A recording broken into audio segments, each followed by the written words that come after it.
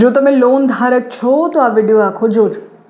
જો તમે home loan લીધી છે, કાર લોન લીધી છે કે પર્સનલ લોન લીધી છે, દર મહિને EMI ભરો છો તો તમારા ખિસ્સા અને તમારા બજેટ સાથે જોડાયેલી આ ખબર છે. ભારતીય રિઝર્વ બેંક એટલે કે RBI દ્વારા નાણાકીય નીતિની સમીક્ષા બેઠકના નિર્ણયની જાહેરાત થઈ ગઈ છે. આ નિર્ણય આપણને સીધી રીતે અસર કરે છે.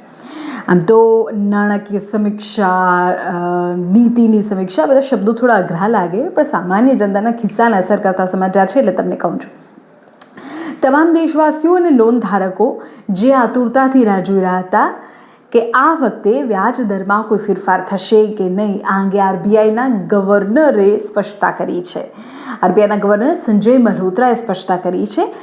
RBIએ આ વખતે પણ રેપો રેટમાં કોઈ ફેરફાર નથી કર્યો, તેને 5.25% પર યથાવત રાખવાનો નિર્ણય કર્યો છે. હવે સૌથી મોટો સવાલ એ છે કે શું આ જે નિર્ણય છે તેનાથી તમારી હોમ લોન કે કાર લોનનો માસિક હપ્તો કે EMI વધશે કે ઘટશે?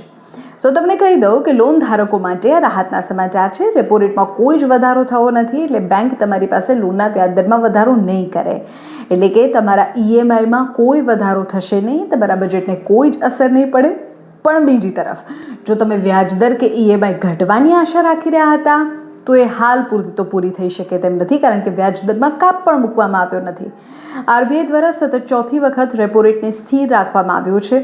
વૈશ્વિક આર્થિક અનિશ્ચિતતાઓ અને ફુગાવા એટલે કે મોંઘવારીના દરને નિયંત્રણમાં રાખવા માટે કેન્દ્રીય બેન્કે સાવચેતીભર્યો નિર્ણય લીધો છે. આ નિર્ણયથી દેશના કરોડો મધ્યમવર્ગીય પરિવારો અને લોન ધારકોને હાલ પૂરતી તો મોટી રાહત મળી છે, કારણ કે તેમના પર વ્યાજનો નવો બોજ નહીં પડે, પણ લોન સસ્તી પણ નહીં થાય, વ્યાજ ઘટશે પણ નહીં, જે છે એમ રહેશે.